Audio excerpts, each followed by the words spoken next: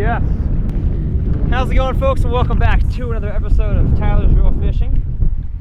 Today we're going to discuss a little bit about lipless crankbaits and how you can be a better lipless crankbait fisherman in and around the grass. Let's talk about it.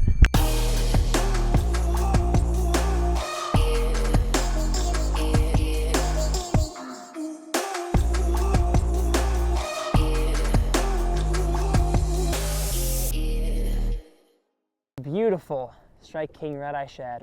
Today we're going to be talking about the lipless crankbait and how to catch more fish on them in grass, as you guys heard me talk about in the intro. Now, the cold front's blowing in. It is so cold right now. It is like probably one of the last cold fronts we're going to have here before spawn hits in Texas. And I'm cold, so hopefully the audio isn't too bad. I am mic'd up, but we'll see how windy it sounds. But today I'm just going to talk about a few best practices when it comes to catching fish on a lipless crankbait in and around grass. So I'm going to talk about lipless crankbaits, also known as rattle traps. That's kind of the brand Kleenex name of the genre of crankbait. But if you guys are unfamiliar with what they are, let me reel in real quick. A lipless crankbait is a crankbait without a lip. So there you go. They are a very, very diverse bait because it allows you to fish it in any water column. It's not just a deep or a shallow running bait. They can be fished, I think, anywhere less than 20 feet of water is where I throw a lipless. And so a lot of you guys probably have thrown a lipless. If you haven't, this will be a brand new topic for you, but they are most effective, in my opinion, around shallow vegetation. Today I'm going to be talking about hydrilla and milfoil as the two most common grasses for this type of fishing. And I'm going to talk about kind of some of my best practices when it comes to fishing around grass, getting your bait in the proper areas to catch more fish, and hopefully teaching you guys how to do it for yourselves. So let's jump into it.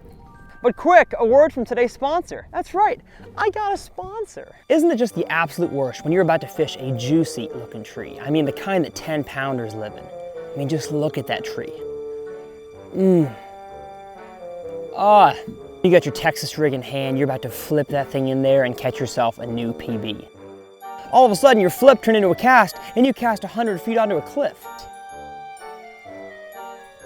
Dang it. And then you have to go hiking to get your lure. Gotta stinking hike up a cliff. Why the heck I do this? It was just a simple pitch to the tree, man. Time to hike back down. Man, I hate that too. Speaking of hiking, that is right, the sponsor of today's video is a sock company. Zeropes Merino Wool Moisture Wicking Cool Max hiking socks are lightweight and super comfortable. And they're made from an excellent material that'll keep your feet warm and protected, while also reinforced with Cool Max technology that makes your feet cool and dry throughout your fishing days here on the water. It's thick yet light enough to enhance your movement. These socks, no joke folks, are super comfortable. You know, I do not have hiking boots on right now. I have my Adidas, but they are just super comfortable socks, and I'm gonna be wearing these socks a lot. So for those long days out on the water, this incredibly comfortable sock is gonna keep me comfortable and dry all day long. So thank you to Zeropes for sponsoring this video. If you guys want to check them out, all their information will be below. The socks are dope. I mean, they're comfortable, like I mentioned. I'm gonna start wearing these things when I'm fishing because they hold my feet like a angelic baby's bottom. I don't know if that made any sense. So like I said, all their stuff will be linked below. And let's get back to the prior scheduled fishing content. So we are back after that nice little advertisement. Thank you guys for watching that. Helps me make a living. But you know what also helps me make a living? And that's teaching you guys how to catch fish. So what I'm going to talk about first is how to get your bait in the right area to catch fish. So you guys may be fishing ponds, maybe fishing lakes, a lot of different scenarios you guys may have, but most of you guys have access to some type of vegetation in the water, and casting this crankbait around that is a great way to catch them. Now, when I first started bass fishing, I thought that weeds were horrible. I called them weeds, not grass, because I thought they were gonna be a nuisance. Every time my crankbait would get stuck in them, I'd be like, oh no. And I feel like that sentiment is shared by a lot of different anglers around the country, and it's not unfounded. It seems counterintuitive that you'd actually want your bait to get stuck in the grass. But in this video, I'm gonna discuss exactly why. And the reasoning for that is because fish live there. And the best way, Gerald Swindle says this best, if you ain't getting stuck, you're not catching fish. And I'm gonna talk about today a form of getting stuck that's called ripping your bait out of the grass. So instead of casting your crankbait in there, feeling grass, and just kind of pulling like this and hoping to, to pull the bait out. I see so many beginner anglers doing that. Then you're gonna end up every single cast, casting your crankbait around, being like, oh gosh darn, I got grass, and then bringing in a whole wad, taking it with your hand, peeling it off, and then making another cast. And that's a big waste of time and definitely not the best way to catch fish. So the first thing I do is I'm gonna cast the bait out there and let it sink to the bottom. Now right now I'm fishing grass in 10.5 feet of water. So it's not very deep grass, but it's also not shallow grass either. So I don't want to start engaging my reel right away and retrieving the bait back to me. I want to make sure the bait actually sinks down and starts to sit in the grass.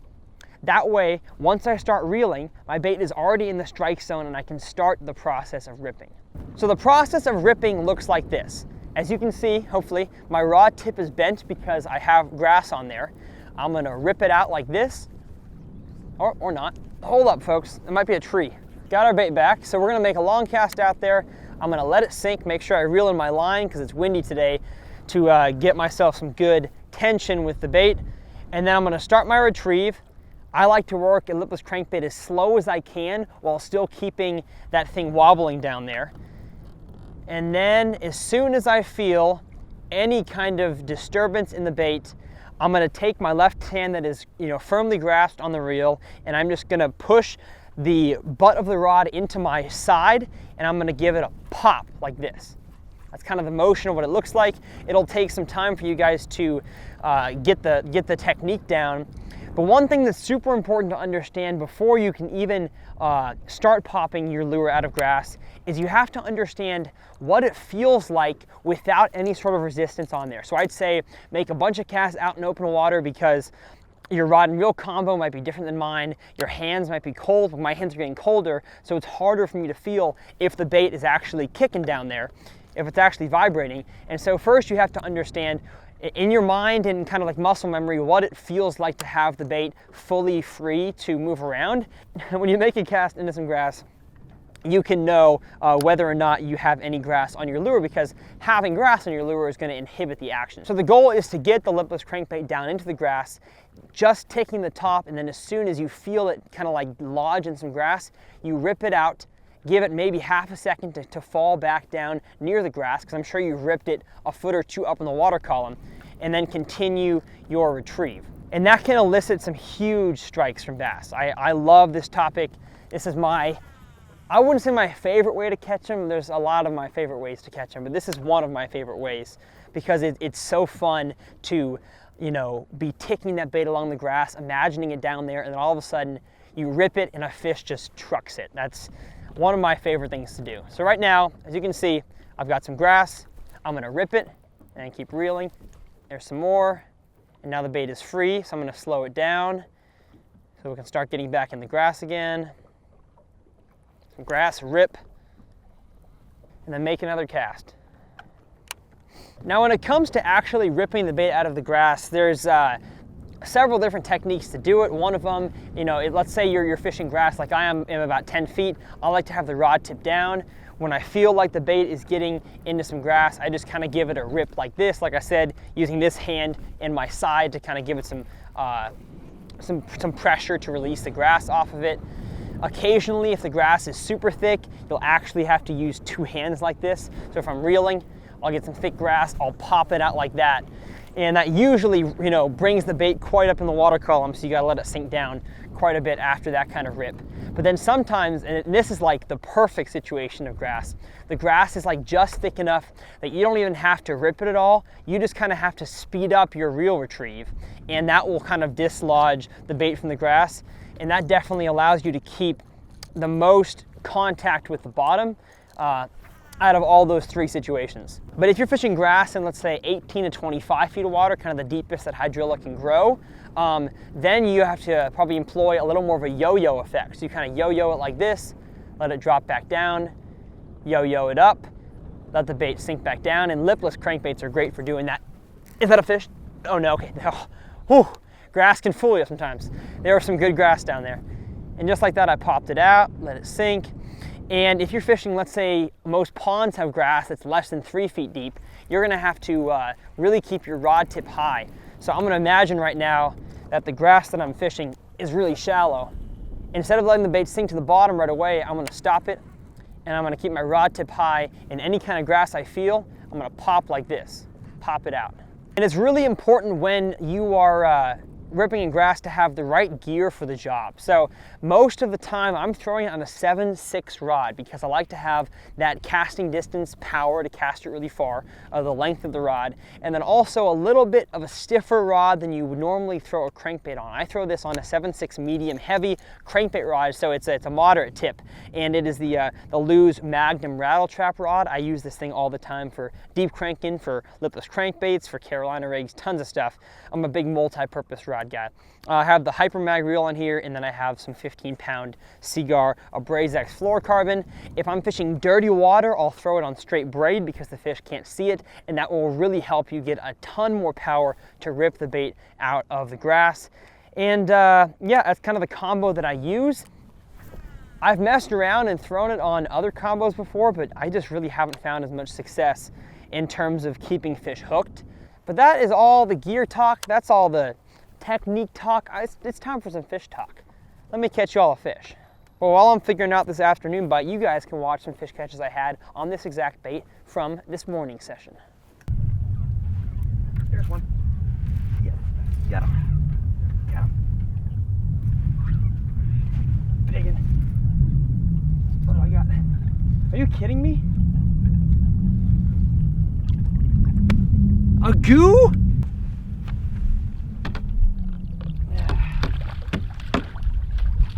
That's dumb. I'm all about the non-bass species, I guess. Good grief.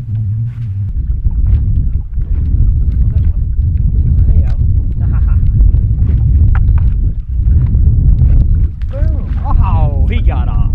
Dang it. Nuggets and fries? Yes. Any drink? Oh, drop a fish. Hey, I got a fish! I got one, David! Oh, he got off! Dang it! Oh. Dang it, that's the second one I've lost. Alright, Oh, no. that is last cast. And as a matter of fact, I'm pulling the trolling motor up, so I can't fish anymore. And one other thing to end out this video that I see way too many people doing is they bring the crankbait in the boat and they get out the grass by hand. There's no need to do that. All you do is take a smack on the water, and would you look at that? It's clean as a whistle. Well, what a day it was. Hopefully you guys enjoyed it and you learned something about how to fish lipless crankbaits more effectively around grass. If you have any questions, drop them down in the comment section below. All of the gear that I used will be linked in the description as always. If you guys could please purchase all your tackle, rods, and reels through those links, that helps me out a ton because I make affiliate revenue through those links. So with that said, we'll see you guys on the next exciting episode of TRF.